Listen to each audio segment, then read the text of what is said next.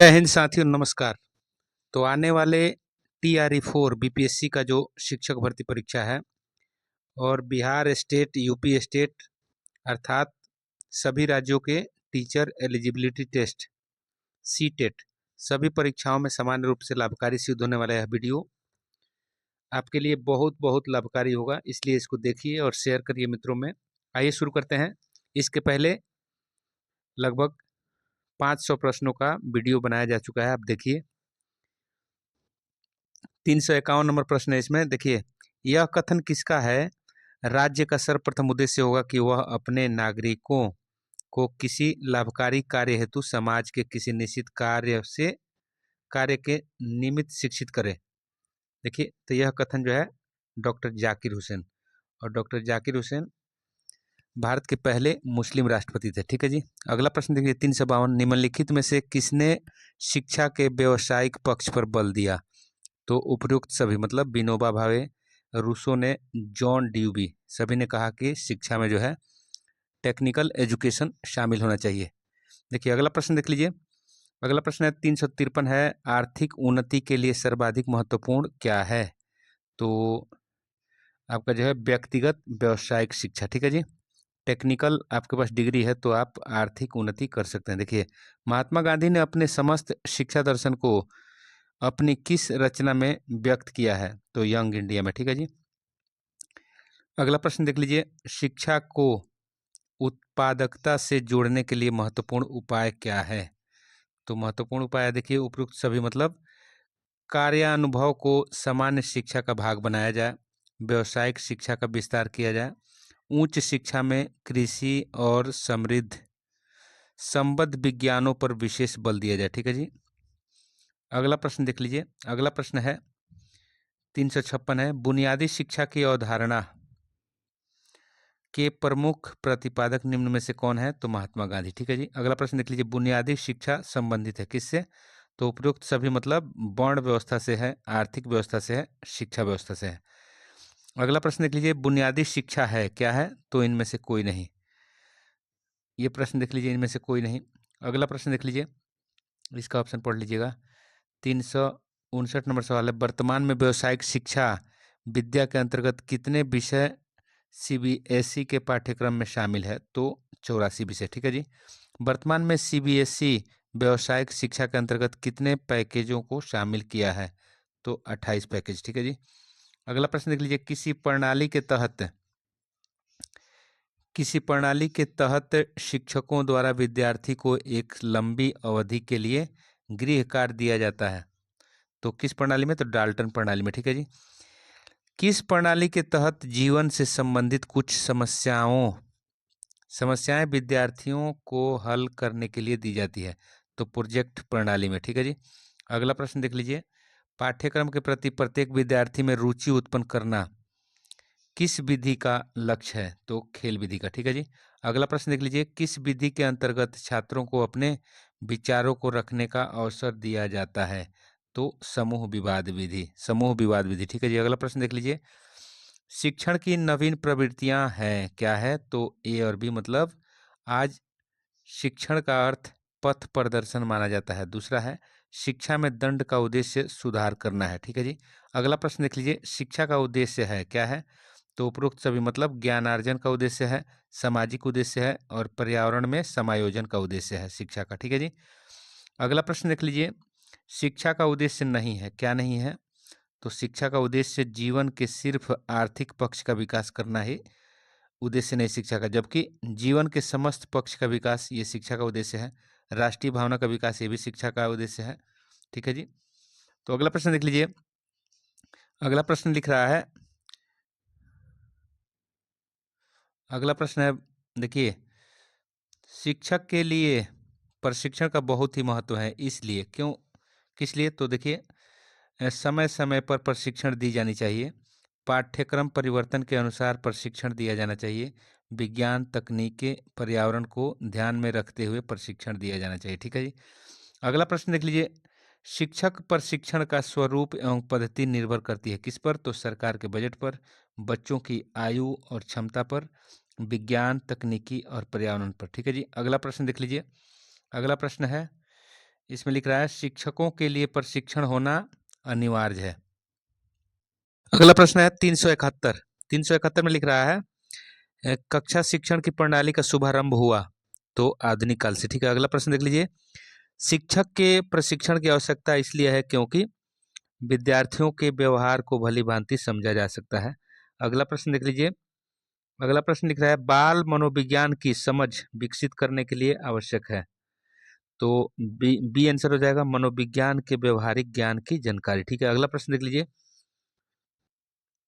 शिक्षक को ध्यान रखना चाहिए, तो शिक्षक को क्या ध्यान रखना चाहिए, तो आंसर इसका डी हो जाएगा। मतलब बालकों में जिज्ञासा प्रवृत्ति प्रबल होती है, इसलिए बालक के प्रश्नों को टालने के बजाय यथासंभव उत्तर देना चाहिए। बालक बहिर्मुखी प्रवृत्ति का होता है, इसलिए विभिन्न यात्राओं का अवसर उपलब्ध कराकर उसकी प्रवृत्ति को उभारना चाहिए। बालक आत्म प्रदर्शन चाहता है, अतः विद्यालय प्रशासन द्वारा इसके लिए उचित मंच प्रदान करना चाहिए। अगला प्रश्न देख लीजिए। अगला प्रश्न लिख रहा है शिक्षा की सार्थकता है, तो शिक्षा की सार्थकता जो है समान विकास में है और उसके बाद छात्रों के संपूर्ण विकास में है। ठीक है जी, तो आंसर सी हो जाएगा। अगला प्रश्न देख लीजिए। शिक्षक को कक्षा शिक्षक के समय रहना चाहिए कैसा, तो इनमें से कोई नहीं। मतलब विषय सामग्री तक ही सीमित नहीं रहना चाहिए, उसको एक्स्ट्रा भी पढ़ना चाहिए। छात्रों के अभिरुचियों की जानकारी के अलावा भी उसको और जानकारी रखना चाहिए। देखिए अगला प्रश्न देख लीजिए। कक्षा में शिक्षक द्वारा विद्यार्थियों से प्रश्न पूछने का उद्देश्य होना चाहिए, तो पाठ्य के विकास में सहयोग करना होना चाहिए। ठीक है जी, प्रश्न पूछेंगे तभी पता लगेगा कि विद्यार्थी में क्या प्रोग्रेस हो रहा है। सॉरी, सामान्य रुचि के विषय होते हैं क्या, तो इतिहास भी होते हैं सामान्य रुचि के विषय, साहित्य भी, कला भी, तो उपरोक्त सभी। शिक्षक का ध्यान कक्षा में किस तरह के छात्रों पर ज्यादा होना चाहिए, तो कमजोर मंदबुद्धि वाले छात्र होते हैं उन पर थोड़ा विशेष ध्यान होना चाहिए। अगला प्रश्न देख लीजिए। कक्षा में शिक्षक की प्रवृत्ति होनी चाहिए, तो छात्रों से अंतः क्रिया स्थापित करना। अगला प्रश्न देख लीजिए।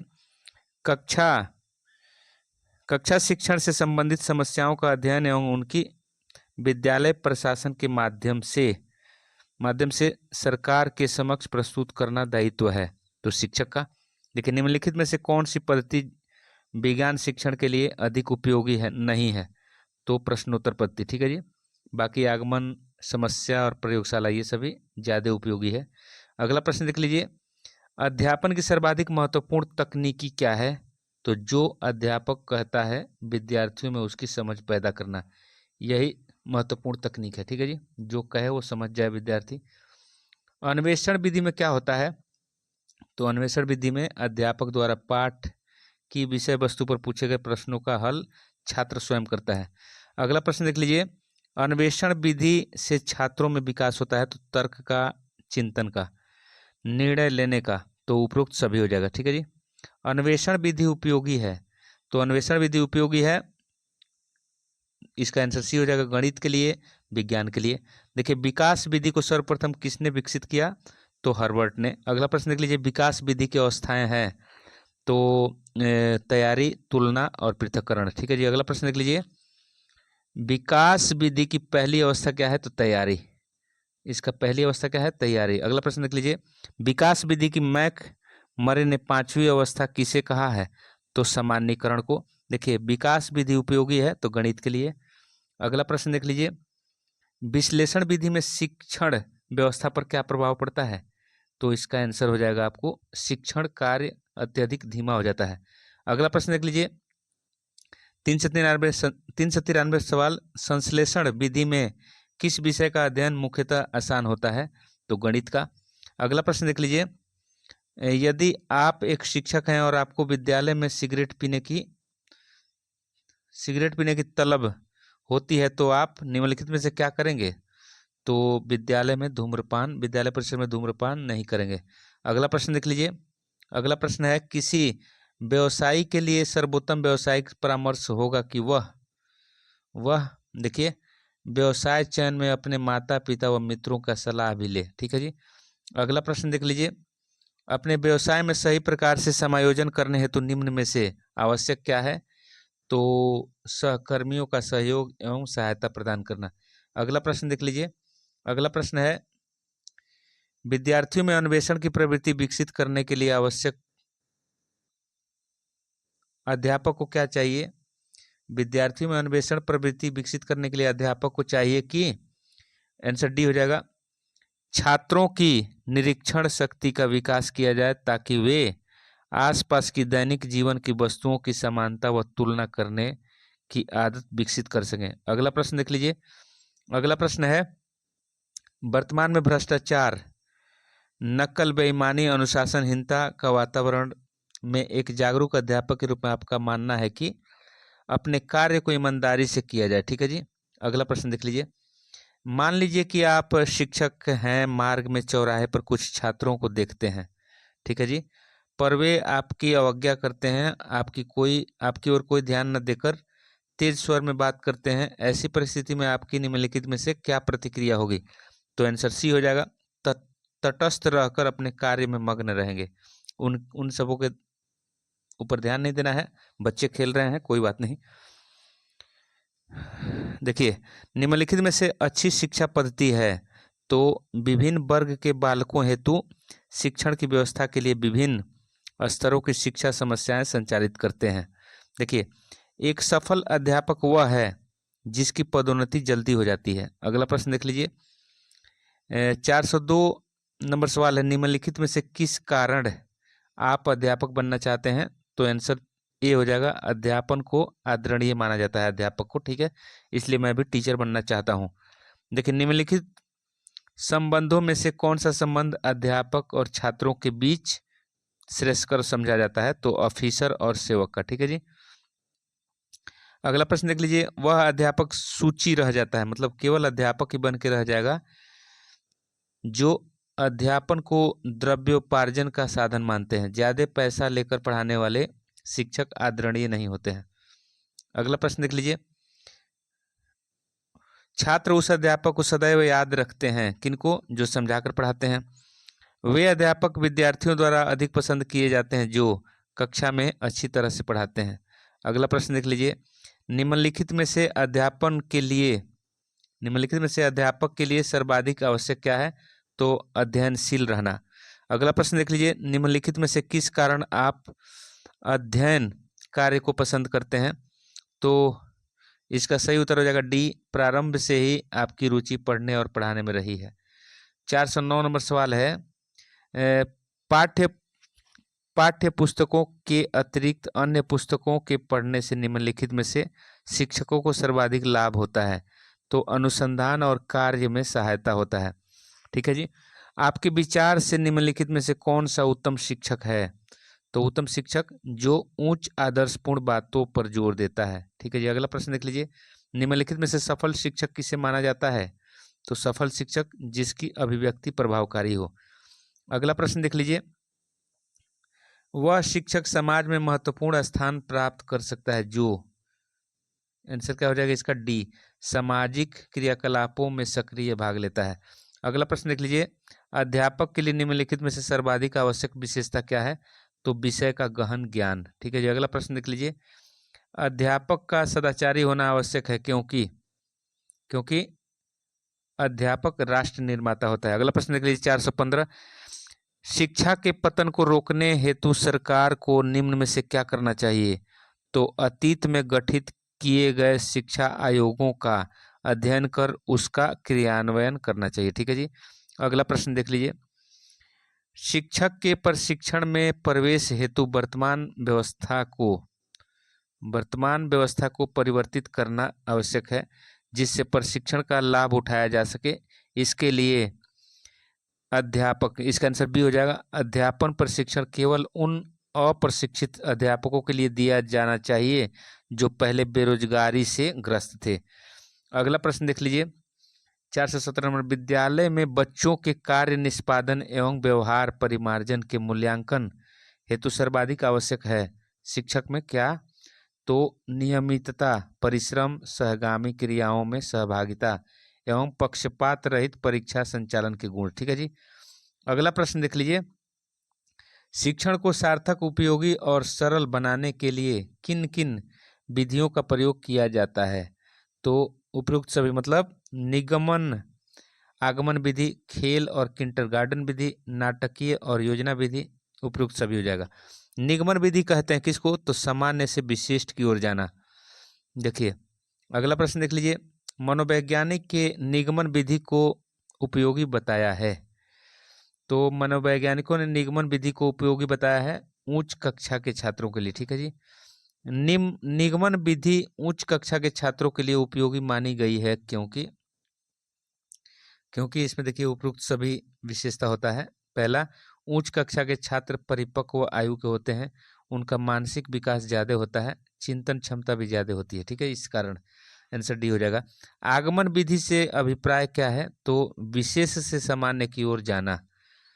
तो अगला प्रश्न देख लीजिए, प्राथमिक कक्षा के छात्रों के लिए निम्न शिक्षण विधियों में से अधिक उपयोगी क्या है, तो आगमन विधि।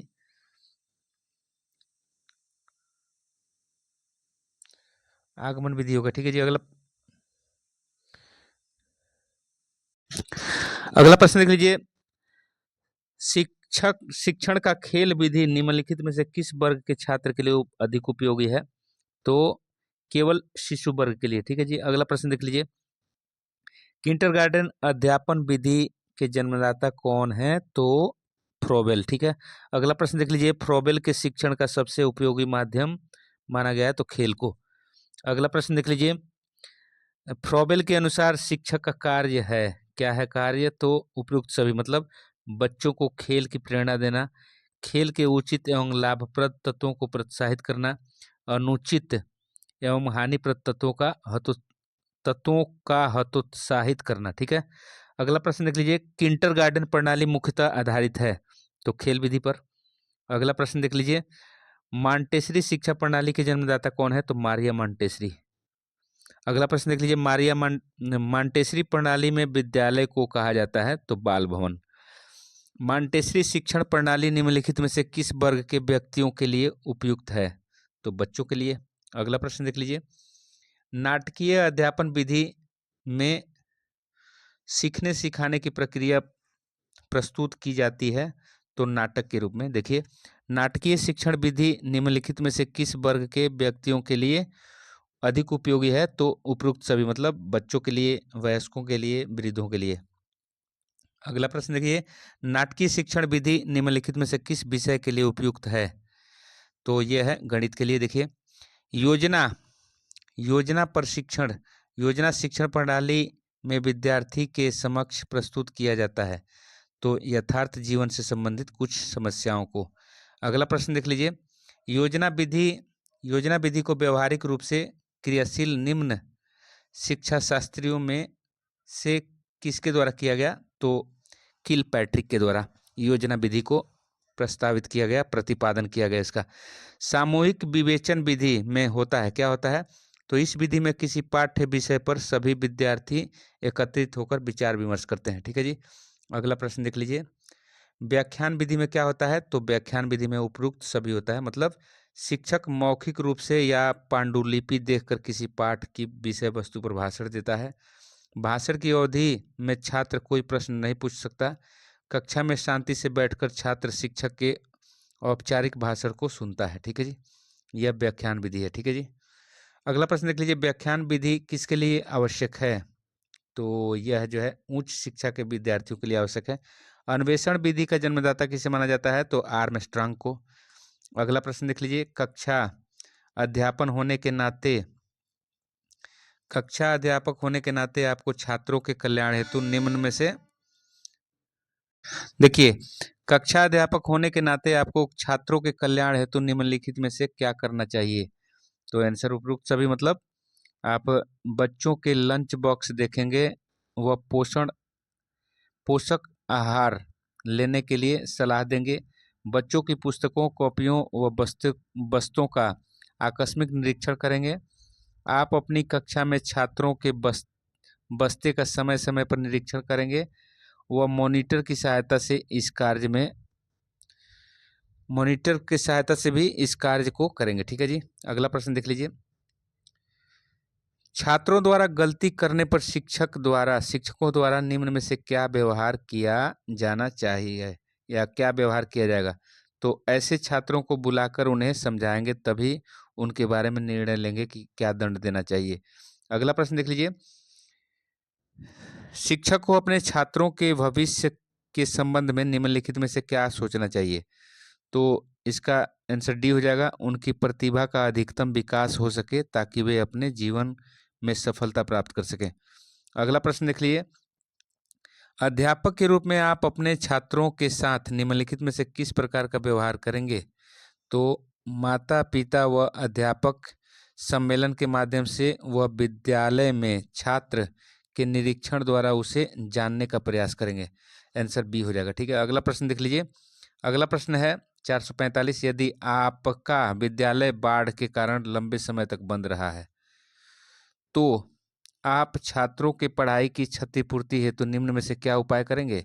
तो आंसर सी हो जाएगा, विद्यालय की समय तालिका में निर्दिष्ट चक्रों पीरियड के अतिरिक्त आवश्यकता अनुसार छात्रों को अतिरिक्त समय देंगे। ठीक है जी।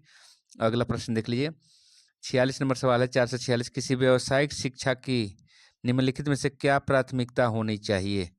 तो इसका जो है सी आंसर होगा, हर स्थिति में गुणवत्ता को स्थापित करना। अगला प्रश्न देख लीजिए, यदि आप एक कुशल डॉक्टर हैं तो आप निम्न में से अर्जन करेंगे। तो कुशल डॉक्टर हैं तो आप रोगियों के रोगियों की सेवा का अवसर प्राप्त करेंगे, धन प्राप्त करेंगे, नाम व आदर प्राप्त करेंगे। अगला प्रश्न देख लीजिए, किसी व्यवसायी की सफलता निम्नलिखित में से किस पर निर्भर करती है? तो लोगों को प्रसन्न रखने की नीति पर। ठीक है जी। अगला प्रश्न देख लीजिए, शिक्षक संघ के नेता होने के नाते बहुत सारे अन्य दायित्वों के निर्वहन हेतु निम्नलिखित में से आप क्या करना चाहेंगे? तो आंसर इसका हो जाएगा बी, अतिरिक्त समय में संपर्क एवं संगठन का कार्य करेंगे। अगला प्रश्न देख लीजिए, किसी साथी अध्यापक को आपका मतभेद हो जाए, किसी साथी अध्यापक से आपका मतभेद हो जाए तो आप निम्नलिखित में से क्या करेंगे? आंसर ये हो जाएगा, विद्यार्थियों से किसी भी साथी की आलोचना नहीं करेंगे परंतु अपने साथियों एवं मित्रों से अपने विचार प्रकट कर सकते हैं। आंसर ये हो जाएगा। तो आज की वीडियो में इतना ही, अगले वीडियो में फिर मिलते हैं। 4 से 51 प्रश्न से आगे बढ़ेंगे। पढ़ते रहिए, बढ़ते रहिए। जय हिंद।